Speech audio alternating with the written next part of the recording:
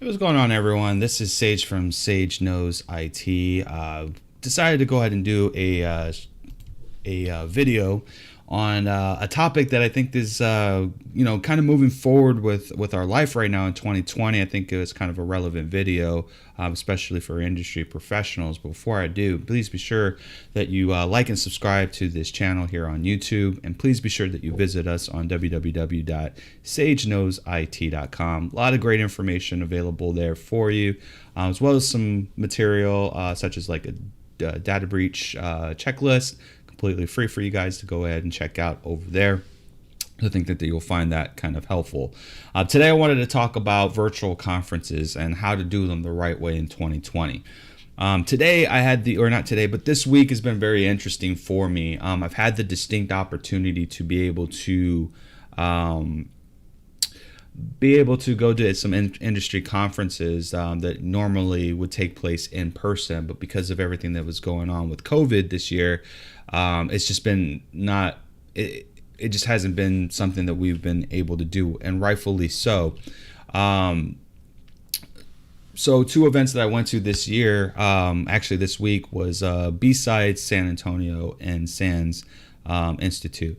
And I'll touch on both of them individually. But my thoughts on virtual conferences is that I think this is kind of a way of the future. If you recall, like earlier in the year, I kind of discussed with you guys about the need for having a business continuity plan in place, and because companies that don't have a business continuity plan in place are not able to pivot when something actually occurs. And you kind of seeing that in the industry right now. There are a lot of, in terms of conferences that are being placed or that are being conducted on a normal, they're being closed completely closed, because there were no plans in place to kind of foresee something like this happening. And I'm pretty proud that the InfoSec community is kind of leading that charge on how to do it the right way. So last Saturday, I attended the Bsides conference, and it was nothing short of spectacular. It is kind of bittersweet because, like, for me, I'm an introvert, and I will come out and say that I get anxiety really, really bad when I'm around people in large gatherings, but I still make it a point to be there. But I feel like sometimes when you're in that position, your voice and your questions that you want to ask are very difficult to project, because you've got these million thoughts going on in your head. And with the virtual environment, it's like that concept just feels completely gone. At least it was for me. So although I love being there in person and interacting and seeing people, I did like this aspect of this option that was available for us here, because I felt like I could be more engaged with the community and show them a side of me that they're normally not accustomed to seeing. So I absolutely love that. So, the event started at 8, ended at 5, which is kind of a typical thing here. And the very first thing, I didn't even know what to expect. I go into my email, I'm looking for the link. I found the link to get into there. I guess I was so amped up with anxiety that I didn't, or not anxiety, but excitement, that I couldn't even find the actual link to get in there. I think the link that I had was one to kind of check your system to make sure that it was running correctly or whatnot. And as I was bumping up against the 8 o'clock time frame, to entertain the first meeting, it just wasn't working. I was going to go to Twitter and just say, hey, Bsides, I'm not able to access this thing. What's going on? But upon further inspection, there was another link that was sent to us that I had just overlooked, and then was able to get right in with no issues. They used, for Bsides in particular, they used GoToMeeting, which is an offshoot of LogMeIn. So if you're a techie, you know what LogMeIn is. It's one of the foundational tools that we've all used at some point in our lifetime. And the quality of the video was amazing. The setup was amazing. You had attendees that were kind of managing the guests, the speakers that were going on there. It flowed very, very well in terms of like that part of the technology that they were using. So I thought that aspect of it was amazing. It felt very, very structured. The time, whenever the presenter was bumping up against their time frame being expired, they would put a note in the system, and I believe they had a separate channel that was available, which we'll talk about that later, but kind of letting the person know that, hey, without interrupting their presentation, letting them know that, hey, your time is almost up. Just wanted to kind of give you the heads up on it. So it flowed very, very well. So from a technology perspective, or that part of the technology perspective, I thought that was absolutely amazing. Now, going into the talks itself, when you're going into these industry conferences, usually there's like 4 or 5 different tracks that are available. And tracks are basically like categorized talks. So usually you got like a level 1 for like novices and a level 4 for like advanced users kind of thing. And Bsides was no different. And it's not like you're advanced and you're sticking in just one category all day. It's more of kind of like where you're wanting to piece things in life. Like if you're wanting to understand a certain aspect of like threat modeling and how you get started in threat modeling, you'd use like a level 1 track for that, and a level 3 track would probably be something related to like jobs and how to get jobs in those industries, or how employers can find the best candidates. And then job 4 would be more advanced, like showing examples and demonstrations of things that they've seen out in the wild. So that Bsides did that very, very admirably. I absolutely loved it. I found myself going from one on each hour, going from one section to another section without a hiccup. My very first talk that I had was called Automating Disks and Memory Evidence Collection in AWS, which kind of focused on like data forensics in cloud environments. Thought that the talk was amazing. I do plan on doing like a future blog to go into that a little bit more in depth, but kudos to the presenter for that. He gave like a lot of great tools to utilize in that as well, which I'm going to try to familiarize myself with that. So absolutely loved it. The second talk was actually from a 15-year-old kid that is actually here locally in San Antonio, who kind of helped build like a command center kind of thing for a museum, like as a display, a cybersecurity command center. And I was kind of blown away from like his first talk. First, his stage presence was amazing. Second, the dude's got security and network plus already. He's only 15. So this dude's gonna be a prodigy. I can't wait to see more from him going forward. But it also is a testament to Bsides in their investment in finding the youthful to kind of help cultivate that atmosphere of it as well, because they are the future.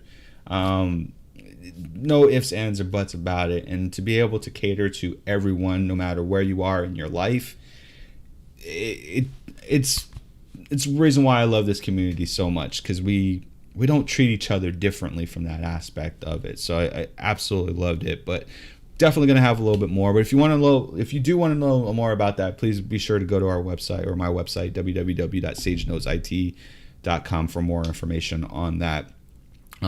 So and the rest of the talks I'm going to put on there as well, kind of summarizing all of that stuff that was going on. But the talks were amazing. Bsides did a great job cultivating the speakers and the presenters, and that was amazing. One of the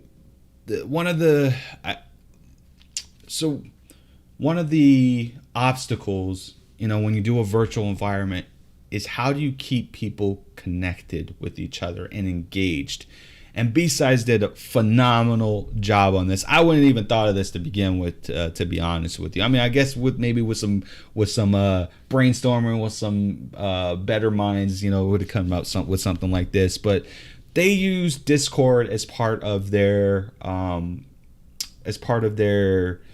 communications platform. Now, keep in mind, LogMeIn or GoToWebinar has their own like chat features, but it's very difficult, especially if you're going from one track to the other track, to kind of put your thoughts there.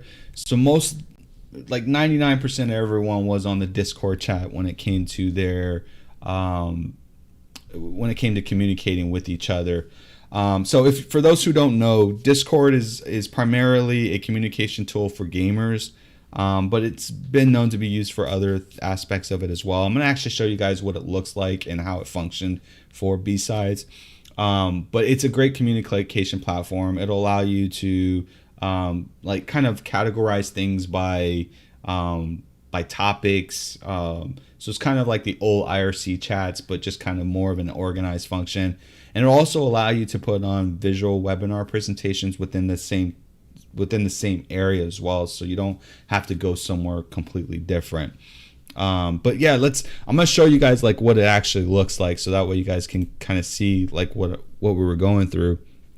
And again, I definitely would recommend that you guys incorporate this if you ever decide to do a virtual thing. But here's what Bsides 2020 was. So very first thing you see here on the left hand side is you have the discussions here, and it gives you like the rules and the regulations, and then you have your Bsides 2020. If they had to make any type of announcements, it would be on there as well. They would have a separate discussion room for things that weren't related to InfoSec. If you wanted to make jokes or whatnot, it would be here.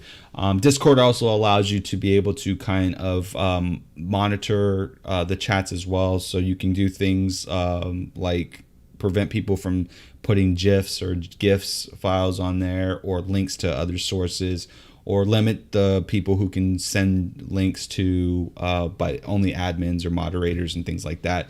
So you can really control the environment. And you saw that like right away when people are, us techies, that's what we do. We try to test the limits and the bounds of what we can, mostly in a legal fashion, of course. But this is one of those things that was great implementation of it. Like, they thought of everything before we went into it. So no complaints for that whatsoever. They had a section there for career help, as you can see. Had some announcements, so if they needed to make any side announcements, it would be here. And anytime something of interest would pop up, you'll get like a little counter on the right that says like 1, 2, or 3, or things like that. So for the presenters, remember how I was telling you guys earlier that they kind of divide the talks into 1, 2, 3, and 4 categories, 1 through 4. So this is basically how their setup was for that, which I thought was pretty amazing. And every time that you are inside of the chat, and I should probably just, let's see if I can limit this real quick here. Probably not. It's fun. Yeah. So one of the things that I liked about it is that once when the presenter was actively talking, you would go into this particular track, the track ones, at the beginning, the clouds, and you would interact with other people who are watching the stream as well. The presenter would be able to see that as well. So, but after the meeting ended, the presenter would have their own separate rooms for like 30 minutes or an hour, or to the duration of the meeting there. And you would just basically they would go to track 1, breakout sessions here, track 2, so that way it wouldn't interrupt the next presenter who was going into place. Absolutely loved that. Thought that was completely awesome to be able to do that. And you can toggle in and out of each of the meetings without any issues as well. So again, awesome. You had a section for active capture the flag, which are basically trivia style events or hacking events that are put into place in most InfoSec kind of communities. I'm gonna do a video on that some other time, just to kind of show you there. They also had a section for all of the sponsors that were there. So you have open security, digital defense, which those are usually a mainstay. There you had some workshops, how to do crypto mining, crypto puzzles, things like that was pretty cool. And then you had some local community events, which some of them were also sponsors as well. But like you had the Women's Association for like InfoSec here or in cybersecurity. You had some children or youthful events where you can volunteer to help help the youthful know how to program and things like that. The CyberDef Cafe or CyberDef Dojo, which is like a organization, kind of like a meetup organization to kind of talk about topics, things like that related to it. So a lot of great things here. I can't say enough. I thought that they did an excellent job when it came to implementing Discord in their tech. So completely thought that they did a great job on that.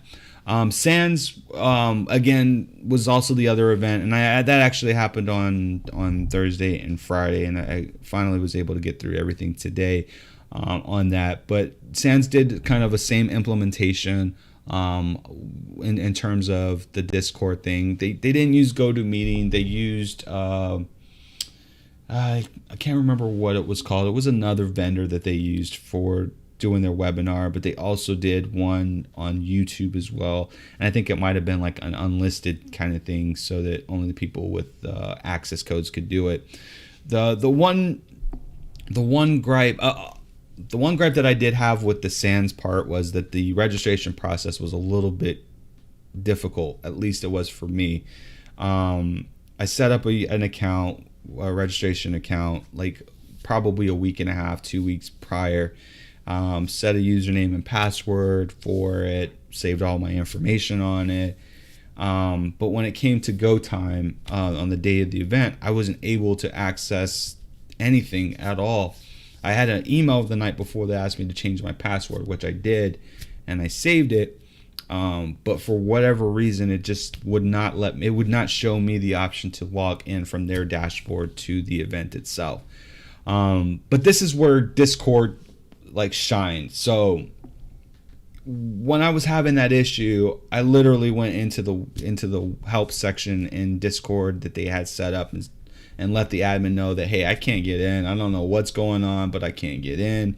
And the admin was like within 5 minutes, and within 2 minutes, she was able to get in there, figure out what was going on, fixed my problem, and I was off to the races with it completely. So again, there's multiple uses for Discord for your virtual environments, and this was completely amazing, an amazing way of utilizing it. So I definitely recommend this as your primary communication platforms. You can do so much, you can save so much in terms of like the logs and the communications and things of that nature. It's a great communication tool. I can't say enough.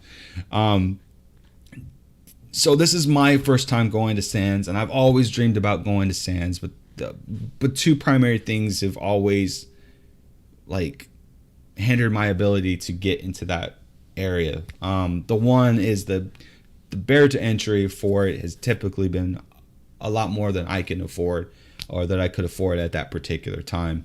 And digital forensics is something that is near and dear to me. It's something that I felt all my life has been missing. When I started my information security career, there was no such thing as digital forensics. Digital forensics was maybe something that law enforcement was just getting their hands around, but there was nothing for people like me to be able to get into. All we had at that time was break fix and networking was definitely not something that I enjoyed. I will be the first to admit, and it's one of the reasons why I've put off InfoSec or getting into this field full time, is because it just wasn't available at the time that I was starting my business career, or my business professional career.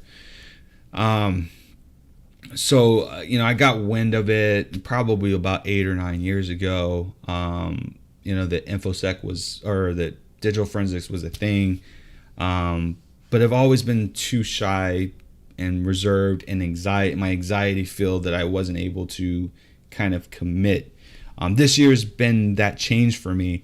And it's not because it's just virtual environments or anything like that, but it's just that it's time. Like, if 2020 has taught you anything in life, it's that you've got to adapt and you've got to change. And there's no time like the present to make that change. So I was shocked and surprised. And shout out to David Cohen from Forensic Lunch, as well as the Defer Diva. Trying to give you guys some shout outs there. Thank you both so much, because without them, I wouldn't even have known that SANS was giving this conference this year completely free. And it was amazing because we got people from around the world who attended this event. And I think they even said this was probably their best successful in terms of attendance and engagement that they've ever had.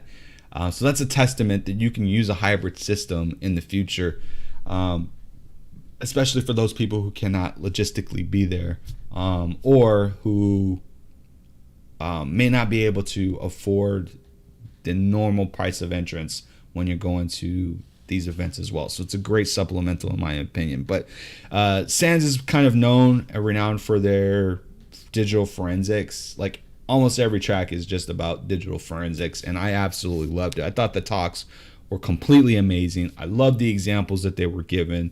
Glad to see that that autopsy has come so far from the last time that I used it, for like 4 years ago, when I was studying for forensics. And but it was completely amazing. The people were amazing. We had a little hiccups on using Discord at first, and in terms of all the bells and whistles were on by default. But by midday, it was truncated down. You weren't able to put GIFs in there any longer.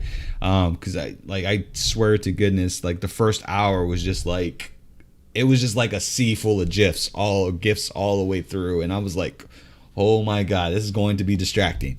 But they got it under control, and they did a good thing. They seem like it's a small group, and they were amazing. I love SANS, and hopefully one day I'll be able to be among the ranks there at the SANS Institute. If not, be able to present to them, or present to their community, our community, I should say, should be more positive about that. But yeah, like I thought that piece of it was amazing. No issues with the stream services that they used whatsoever. So great job. I mean, amazing, great job. Loved it. Absolutely loved it. Learned a lot. And both conferences reaffirmed my belief that InfoSec digital forensics is where I want to be in 2020. So going into my, as you guys know, next month I will be taking my CISSP, which I feel like will give me a great grasp, a great foothold into getting into the digital forensics side of the world. And I strongly feel that these two events have given me that opportunity, that confidence that I can definitely pass this test. And so I'm definitely excited for that opportunity to do that and to showcase what I know, and out of box, and using some of my experiences from the financial industry, in here to kind of make the world a better place. So again, kudos to everyone that was involved in putting this together. Thank you so much. It was completely amazing. Shout outs to everyone involved in those two organizations. Can't say enough how much we all owe you gratitude and thanks for what you do. So kudos there. So in ending, I hope me explaining my experiences on how to do, virtual conferences is the right way, utilizing the virtual services such as YouTube and GoToMeeting and GoToWebinar, as well as, again, the communication piece, which is, Discord, which is a fabulous tool to be able to use. That's an added feather in your cap. That is a great business continuity plan that's in place for people who normally are accustomed to doing in-person conferences. You don't necessarily have to do it for free. You could do it at a reduced rate in terms of your attendance. But I definitely think that this is a better opportunity to be able to. And I'll also admit, like, COVID has been terrible for me in terms of my morale. And I know that a lot of people share that sentiment. But this gives you a connection to your community in a safe manner. And I think that should be celebrated as well. So hopefully this has given you guys some great insight on that. If you want to see more, please go to the website www.sageknowsit for all that great information. If you have any questions about this video, you can also comment in the video as well, and I answer them as quickly as possible, so I will definitely get to that for you guys as well. But thank you so much for joining the stream. Thank you so much. Hopefully you found this value. If you did, hit the subscribe and the like button. Keep yourself safe, keep your family safe, wear a mask, take it easy.